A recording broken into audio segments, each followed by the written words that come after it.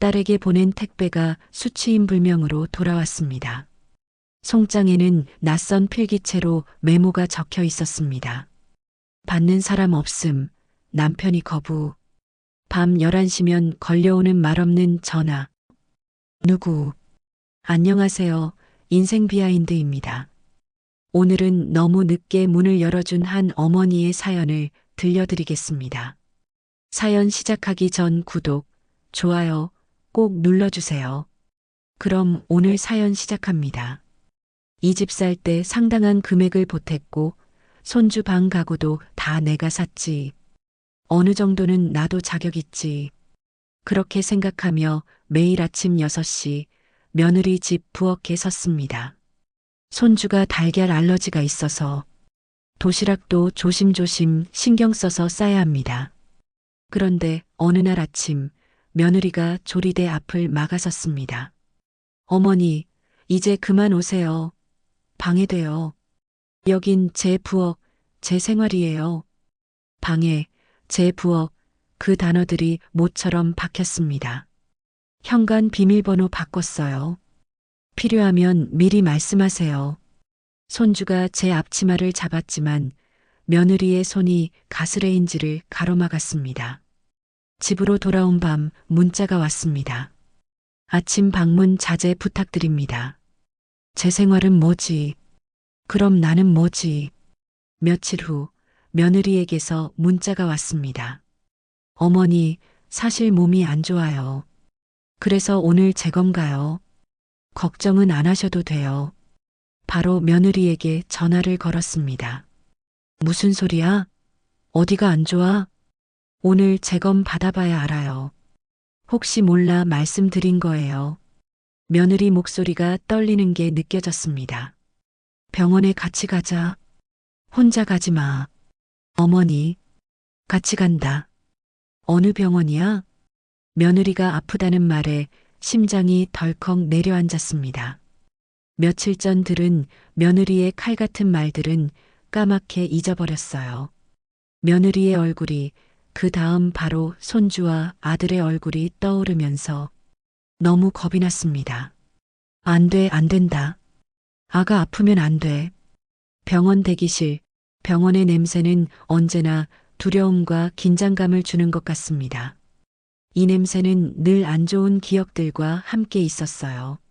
남편을 먼저 떠나보낼 때도 났었죠. 재검 결과는 다행히 이상이 없었습니다.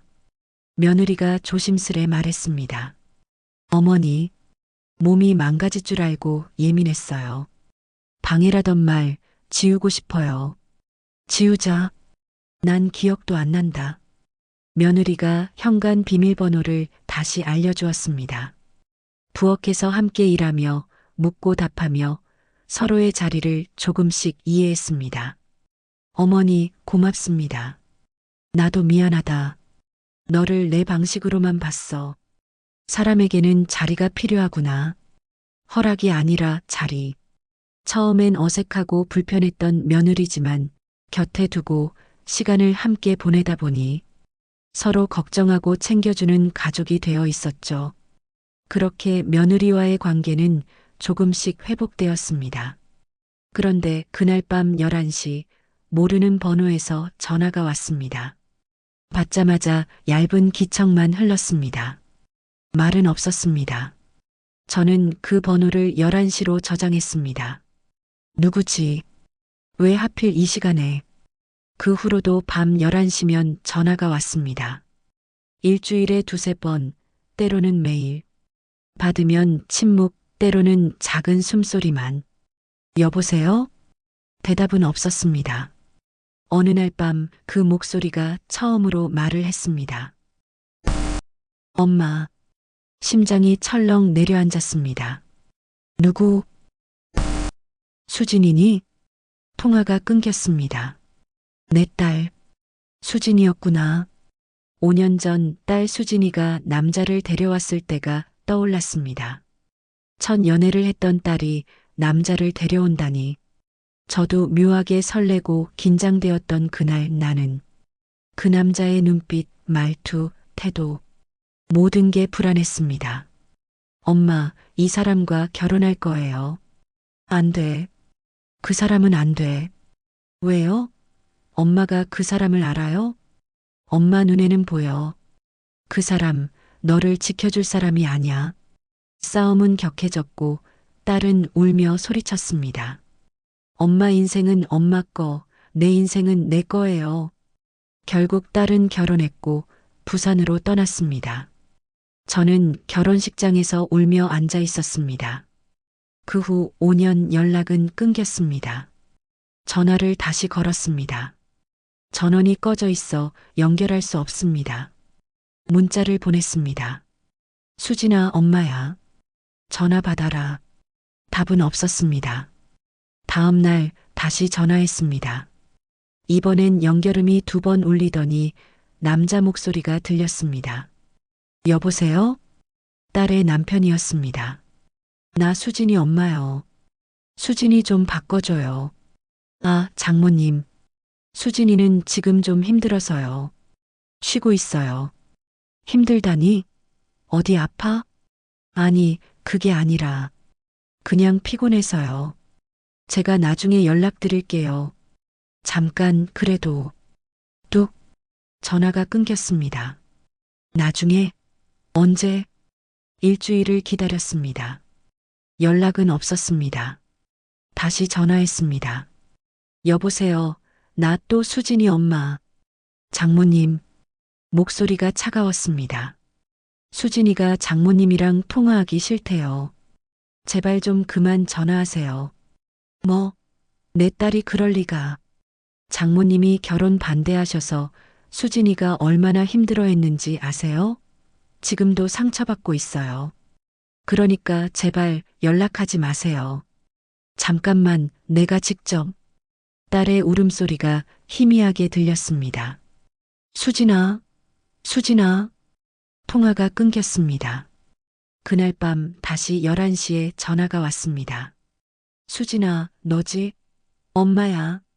말 좀 해봐. 제발. 작은 흐느낌이 들렸습니다. 엄마, 미안해. 미안하긴 무슨 일이야? 왜 내 남편이? 뚝, 또 끊겼습니다. 뭔가 잘못됐어. 뭔가 크게 잘못됐어. 딸이 좋아하던 반찬을 만들었습니다. 멸치볶음, 김무침, 오이소박이. 택배 상자에 정성스레 담아 부산 주소로 보냈습니다. 송장에 딸 이름을 진하게 적었습니다. 수진, 이걸 받으면 연락이 오겠지. 이틀 후 현관에 그 택배 상자가 돌아와 있었습니다. 수취인 불명. 상자 모서리에는 택배 기사의 필기체 메모가 있었습니다. 남편분이 받기 거부하셨습니다. 손이 떨렸습니다. 상자를 열자 반찬들이 그대로였습니다. 아무도 열어보지 않은 채로 저는 식탁에 주저앉았습니다. 왜 거부를? 아들에게 전화했습니다. 수진이 집에 무슨 일 있는 것 같아. 그쪽 사람 아는 사람 없니? 엄마, 누나 일에 왜 끼어들어요? 그쪽에서 연락 안 하면 그냥 두는 거예요. 하지만 택배를 거부했다는데. 민폐예요, 엄마. 누나가 엄마 싫다잖아요. 뭐? 누나 남편이 전화했어요. 엄마가 자꾸 연락해서 누나가 힘들대요. 그만 좀 하세요. 전화가 끊겼습니다. 방은 고요했고 반송된 택배만 식탁 위에 놓여 있었습니다. 그날 밤 11시 또 전화가 왔습니다. 받자마자 소리쳤습니다. 수진아, 대체 무슨 일이야? 왜 택배를 거부하냐고. 엄마, 목소리가 너무 약했습니다. 아파. 뭐, 어디가 아픈데? 엄마, 나 병원에. 병원? 어디? 어느 병원? 잡음이 들리더니 남자 목소리가 끼어들었습니다. 장모님, 그만하세요. 수진이 힘들어요. 아, 너 지금 뭐 하는 거야? 내 딸이 아프다잖아. 저희 일입니다. 끼어들지 마세요. 뚝. 전화기를 쥔 손이 떨렸습니다. 병원. 내 딸이 병원에. 다음 날 새벽 부산행 KTX를 탔습니다. 딸의 주소는 알고 있었습니다. 명절 카드에 적혀 있던 주소. 가야 해. 직접 봐야 해.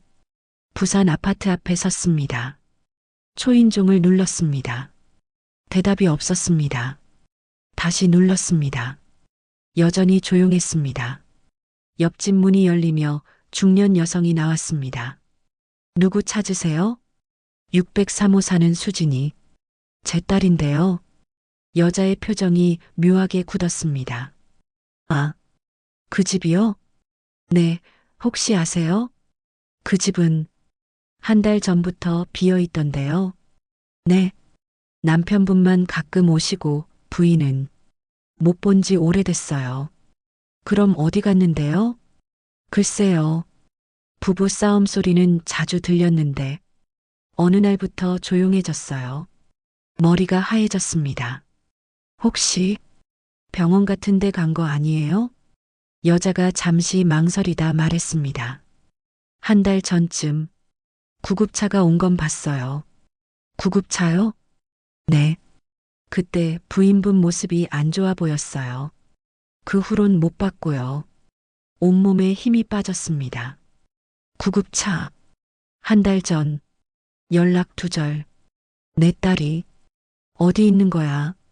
부산 주요 병원에 전화를 돌렸습니다.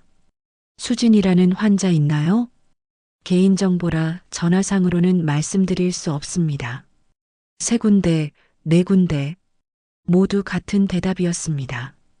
지쳐서 벤치에 앉아 있을 때 전화가 왔습니다. 모르는 부산 번호였습니다. 여보세요? 수진 언니 어머님이세요? 네, 누구세요? 저 수진 언니 친구 하은이에요.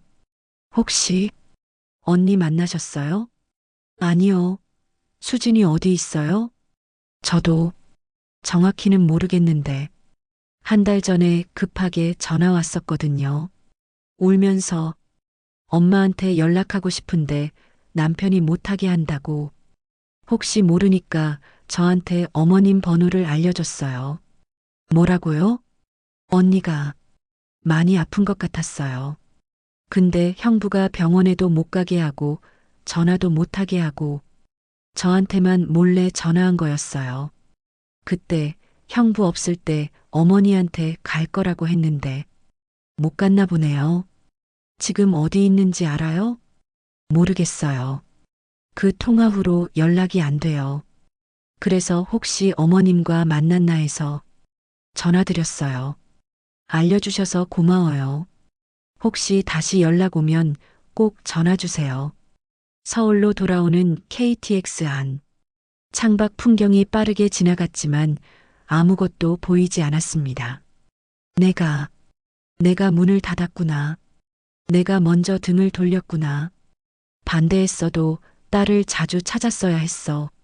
섭섭함에 그냥 두면 안 되는 거였어. 그래서 내 딸이 돌아올 곳이 없었던 거구나. 집에 돌아와서도 잠을 이룰 수 없었습니다. 매일 밤 11시를 기다렸습니다. 하지만 그 후로 전화는 오지 않았습니다. 일주일이 지났습니다. 전원이 꺼져 있어 연결할 수 없습니다. 어느 날 오후 며느리와 함께 손주 예방접종을 하러 근처 병원에 갔습니다. 소아과는 1층이었습니다. 며느리가 접수하는 동안 저는 로비 의자에 앉아 있었습니다. 그때 복도 끝에서 휠체어가 천천히 지나갔습니다. 간병인이 밀고 있었고 휠체어에 앉은 사람은 저 뒷모습, 머리 길이, 어깨 선, 그 작은 체구, 심장이 멎는 것 같았습니다. 저도 모르게 일어나 뒤따라갔습니다. 수진아. 휠체어가 엘리베이터 앞에 멈췄습니다. 6층 버튼이 눌렸습니다. 잠깐만요. 문이 닫히기 직전 손을 밀어 넣었습니다. 휠체어에 앉은 사람이 천천히 고개를 돌렸습니다. 딸이었습니다. 얼굴이 많이 야위어 있었습니다. 마. 6층 내과 병동 603호. 딸은 그곳에 혼자 누워 있었습니다. 엄마, 어떻게, 우연히, 아니, 우연이 아니었어. 하늘이 보내줬나 봐. 손을 잡았습니다. 너무 차가웠습니다. 수진아, 왜 말 안 했어? 왜 혼자 말하고 싶었어? 매일 11시마다 전화 눌렀어. 근데 말이 안 나왔어. 내 남편은 왜 너 혼자 있어? 딸의 눈에 눈물이 고였습니다. 엄마 말이 맞았어. 뭐, 엄마가 반대했던 거 다 맞았어. 그 사람 내가 아프니까 병원비 아깝다고 치료 미루고 전화도 못하게 하고 뭐라고 엄마한테 연락하면 창피하다고 내 엄마가 뭘 도와주겠냐고 그래서 나 혼자 가슴이 찢어지는 것 같았습니다. 그 새끼가 엄마 나 진짜 무서웠어. 혼자 병원 오는 것도 무서웠고 결과 듣는 것도 무서웠어. 내 편은 아무도 없고 너무 외로웠어. 엄마만, 엄마만 생각이 나는 거야. 엄마 목소리 듣다 보니 너무 보고 싶어서 무작정 올라왔다가 엄마 집 근처에서 쓰러졌나 봐. 딸이 울기 시작했습니다. 저는 딸을 안았습니다. 미안해. 미안해, 수진아. 엄마가 네 자리를 남겨뒀어야 했는데. 엄마가 반대만 하고 내가 돌아올 자리를 안 만들어줬어. 미안해. 복도로 나오자 딸의 남편이 서 있었습니다. 장모님, 어떻게, 너 지금까지 뭐 한 거야?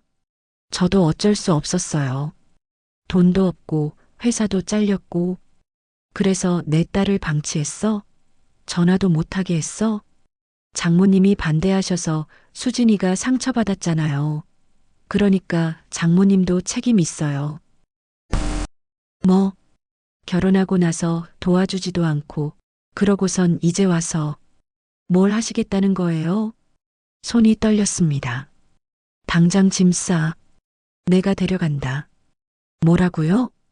내 딸 당장 데려간다고. 그놈은 진심으로 말리진 않았습니다. 좋을 때는 서로 다 좋지.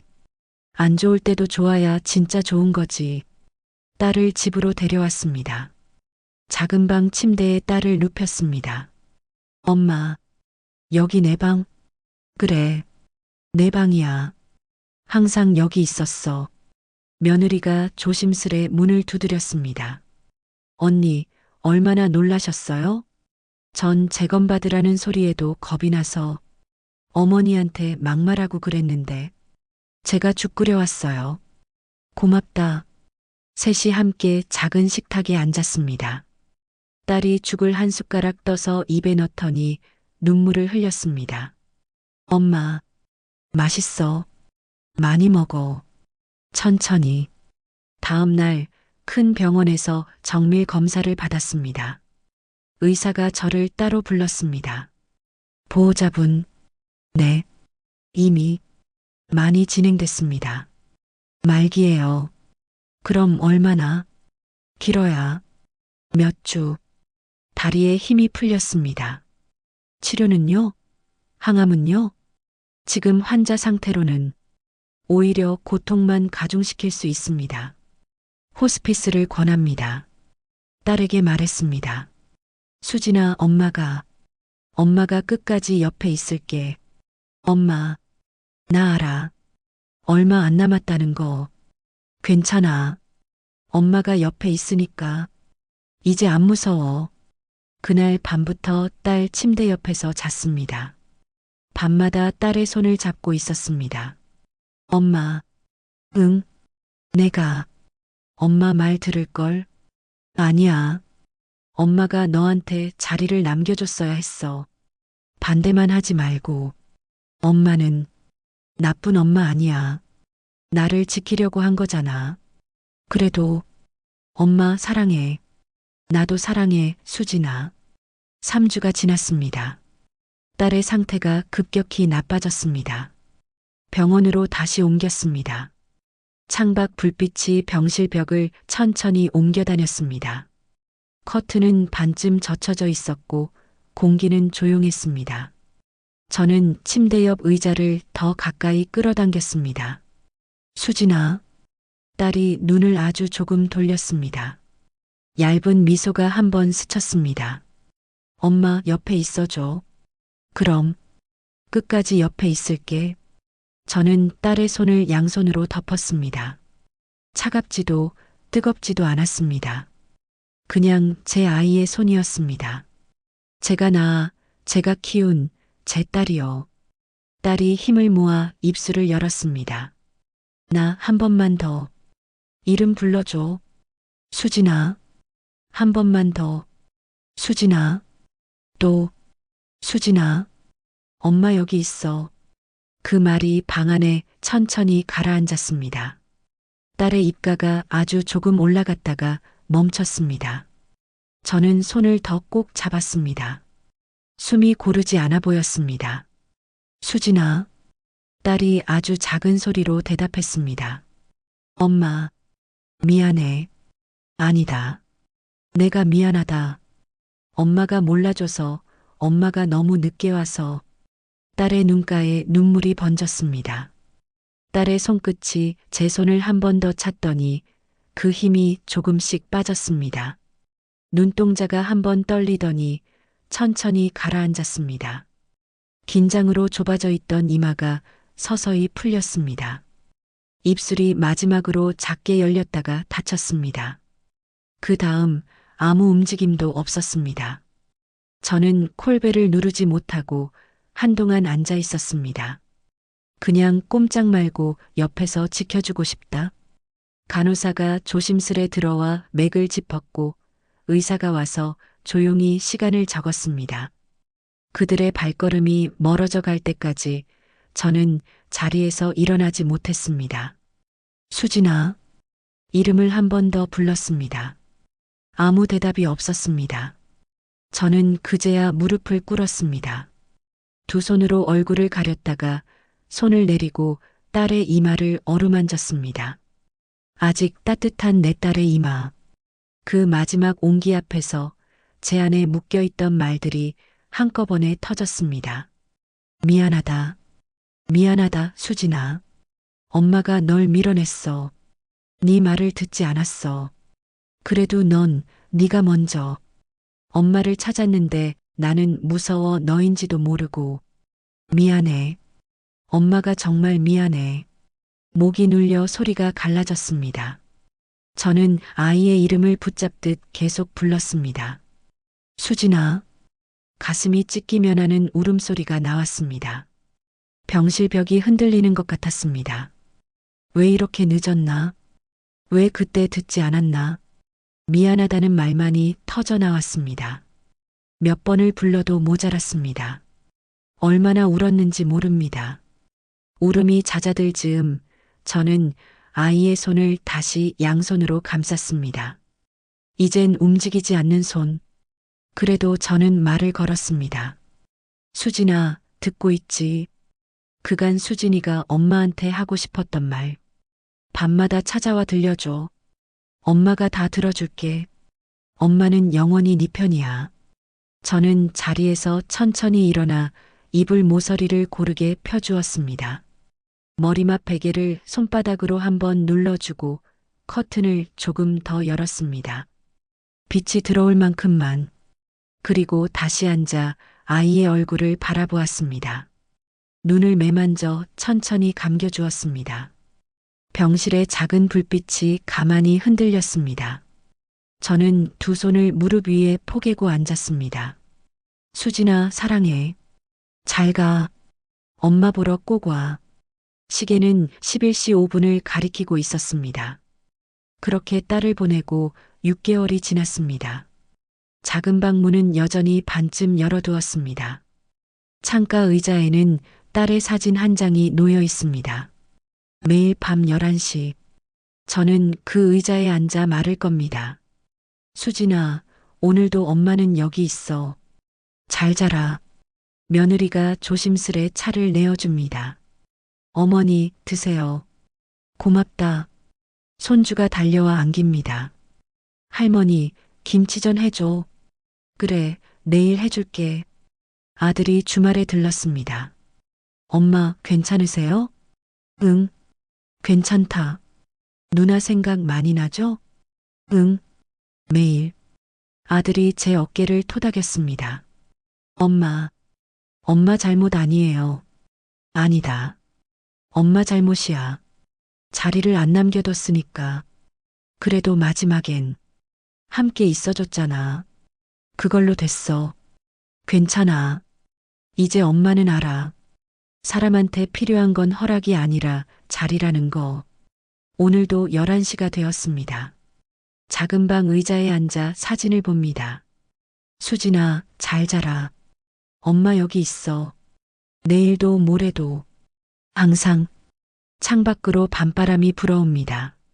문은 여전히 반쯤 열려 있습니다. 누군가 언제든 들어올 수 있도록. 여러분, 오늘 사연은 여기까지입니다. 혹시 여러분 주변에도 11시에 전화를 거는 사람이 있지 않나요? 말은 못하지만 목소리만 듣고 싶어서 전화하는 사람. 돌아가고 싶지만 돌아갈 자리가 없어서 망설이는 사람. 허락을 구하는 게 아니라 그냥 자리 하나만 있었으면 하는 사람. 너무 늦기 전에 오늘 그 사람에게 말해주세요. 자리 있어. 언제든 와. 그 한마디가 누군가의 11시 전화를 끝낼 수 있습니다. 오늘 딸을 잃은 주인공에게 위로를 보내시고 싶다면 구독과 좋아요, 댓글로 응원 부탁드립니다. 여러분의 사연도 언제든 기다리고 있겠습니다. 여러분 모두 문을 열어두는 하루 되시길 바랍니다. 인생 비하인드 다음 사연에서 또 뵙겠습니다. 감사합니다.